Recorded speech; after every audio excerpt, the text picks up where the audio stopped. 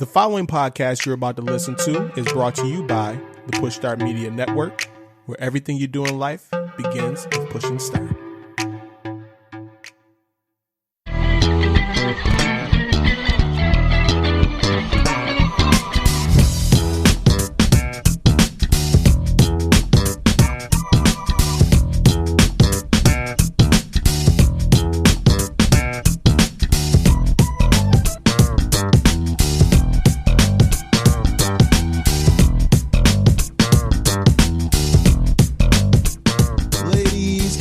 Gentlemen, welcome back to another edition of the Sport Your Enthusiasm podcast. Let's try to switch it up a little bit, Rueter. My name is Bryce, your humble host, along with my co-host, my guy, Mr. Edward Rueter. What's good, my dude? Oh, I'm feeling great, man. It's a great day to be alive. Football started back up. Fall is here. Weather's getting a little cooler, which is good for me because I don't like all that heat. And, man, I just can't wait to talk some pigskin here, buddy. Rueter, I got one question for you, sir. What's that? Are you ready for some football? Oh my God, I've been all quarantine. I've been waiting for this, so I'm ready. Officially back, my dude, man. It's yeah. I had my doubts. I did not expect the season to kick off. I'm not gonna lie. I was very, very pessimistic when the pandemic hit and everything shut down and nobody had any idea what was going on and when it was going to happen. And I'm like, shit, football is not going to happen, but good thing I was wrong. So, because it is happening. I mean, it happened last night. We seen it live, like it was live action games. Yeah. Very exciting stuff. And I love that watching the game, my biggest takeaway from it, right? Because we've all watched 1,000 football games before. The biggest takeaway for me was I was actually a little bit nervous that I wasn't going to enjoy it as much without the crowd. But the way they showed little sections of the crowd with people and the way they pumped in what seemed like a lot of crowd noise and the way the crowd that was there made some noise, I don't feel like it skipped a beat. I thought it was all right. I thought it was just fine. And I'm really looking forward to Sundays now. Yeah, I agree. I was pleasantly surprised again. Like I think at this point, at this juncture, I shouldn't be surprised anymore at how well these things have been rolling so far with what the NBA has done, the NHL, even the MLB is still kicking, even though I thought that was going to get shut down eventually. Yeah, and, man, that was the one that really made me nervous because that was what made me nervous for the NFL season, I should say, is because the way, guys who were not in the bubble, right, like in the MLB, that were still traveling and all kinds of interaction. A lot of teams got COVID, but I'll give the MLB credit. They just kind of kept pushing right through it and kind of paved the way for the NFL to take off. So pretty pleased with the way that worked out. Yeah, the NFL, they kind of had a nice advantage too, because all these other leagues started back up and they kind of see like, okay, they did this, they're doing this. I know not to do that. I know to do this. And then kind of just come up with a perfect game plan. So hopefully the season can progress forward without any incidents, without any COVID cases. And yeah, man, let's enjoy this football season. But I want to start off with last night's game. We had the defending world champion Kansas City Chiefs taking on the Houston Texans to kick off the 2020-2021 NFL season. And Kansas City, right on form, didn't miss a beat, just took it to the Texans literally all game. The score was much worse than how it shows. The final score ended up being 20-34. Kansas City literally dominated this game basically from the second quarter on. Patrick Mahomes looks sharp. The rookie running back, Clyde Edwards-Helaire, he looks like he's about to be a superstar in his offense, something like they've been missing since they released Kareem Hunt.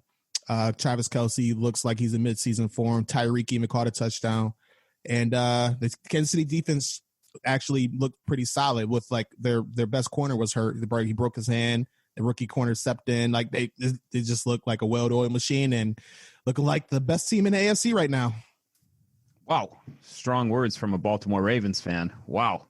I was not expecting you to say that, but yeah, they were, when firing on all cylinders, they just looked unstoppable going up and down the field. I know it's week one. Defenses haven't had a chance to gel. Defenses don't have any film on any of the guys right now, and there were no OTAs. There was no preseason to kind of get themselves together. But I'll tell you, the offense didn't skip a beat for Kansas City. They look really scary. So Could be a long year for the AFC West. Yeah, that's a fact. And then on the opposite side of things, Houston Deshaun Watson, he just had consistent pressure in his face per usual. Will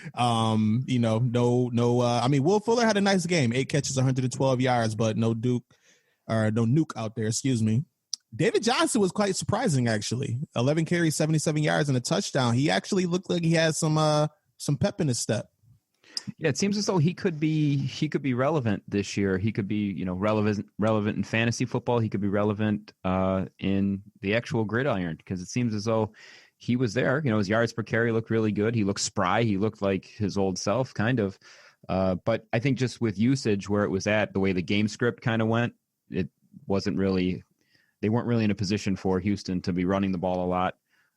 He didn't quite have as many little dump off catches as I thought he might have, but they just seem like just that offensive line is the same old story. You alluded to it. Patrick Mahomes always with pressure in his face, and this game unfortunately was no different. So I think until they patch that up, it might be a long year for Houston.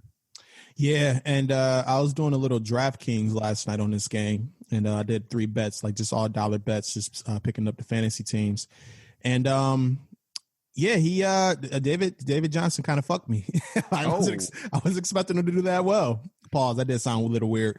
Yeah, I did not expect him to do that well. I wish I would have picked him up because he was cheap, and nope, didn't do it. I spent my money on McCole Hartman, who didn't do shit. Thanks. So. Yeah, that's what happens. But anyways, I digress. Excellent week 1. And on today's episode, we're kind of just going to go through each game here, go through the lines, pick our picks, why we're going to pick them, and go from there, man. So first game on the list. By the way, these odds are brought to you by actionnetwork.com. All right, I got to give credit where credit is due. So first game on the list, Rueter. We got Las Vegas Raiders. I got to get used to saying that versus the Carolina Panthers. Right now, the odds are that the Panthers are -1 and they are at home. And really, I don't know how much being at home has to how much of an advantage is it? I guess they get to not travel. There isn't going to be really crowd unless it's just pumped in crowd noise, right? Yeah, I'm wondering actually this year, because generally speaking, with stuff like this, with the gambling odds, generally they give 3 points for the home team for that kind of home field advantage. I wonder if they've adjusted this year, and I don't know that. I don't know whether they've adjusted it or not, but I guess we'll find out as the season goes on where that kind of falls. But that's a great point. So right now the Panthers is -1. The over/under is set at 42. And Rueter, what you thinking on this game, man? Who are you going with? Why are you going with them? Well, educate the people. I actually like the Raiders on the road here. I think that the Raiders on the road. I think the Raiders are going to be a sneaky better team than people think, and I really think that the bottom is going to fall out in Carolina. I think that despite the fact that they've got some weapons there that I do like, DJ Moore and obviously Christian McCaffrey, I just have this feeling that for some reason Carolina under Teddy Bridgewater and new head coach Matt Rule, these guys, I don't see it this year. And I think Las Vegas, at least they've got some continuity, and I don't think they'll be as impacted by an off season with OTAs. And I think the Raiders win this one, and especially getting a point. I'll take the Raiders all day. Okay. I'm going with Carolina. One, I really don't trust Oakland. I really don't trust John Gruden. And I feel like with this pandemic, I think this changes kind of everything. And we really don't know about Rule, the new Carolina head coach. So I'm kind of going into this game blind. I really don't know much about these teams. I know that Carolina has, like you said, Christian McCaffrey. They got Teddy Bridgewater now as a quarterback. They got DJ Moore. He's a solid receiver. And they did pick up the offensive lineman, Okun, right, from Los Angeles. So I'm going to go with Carolina. They're the home team. They're -1. I think it's going to be a low-scoring game.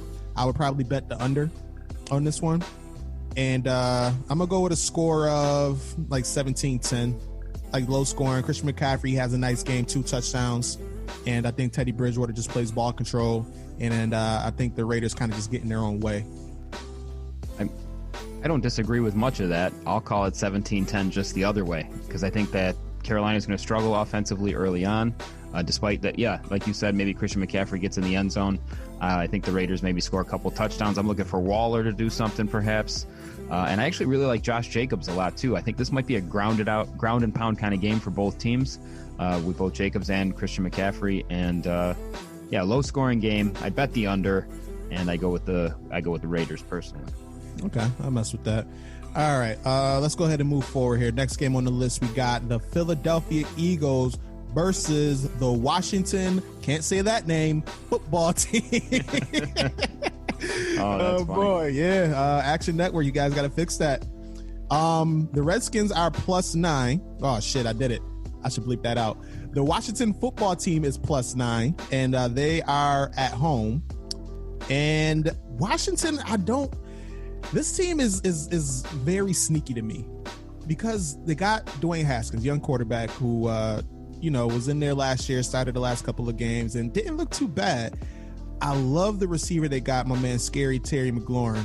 I think he's going to be the next big thing at wide receiver. He has the wide receiver swag already, just like an asshole on the field, and just going to go out there and beat your ass while he's talking shit about you. Chase Young, when I was reading reports on him, they were saying that he started off kind of slow in training camp and then kind of picked it up. So I am interested in seeing what he brings to this table. But this Eagles team, man, is my favorite team right now in the NFC. I think I got them winning the AFC East, my favorite team in the AFC East. I got them winning the division, and I think it kind of starts here.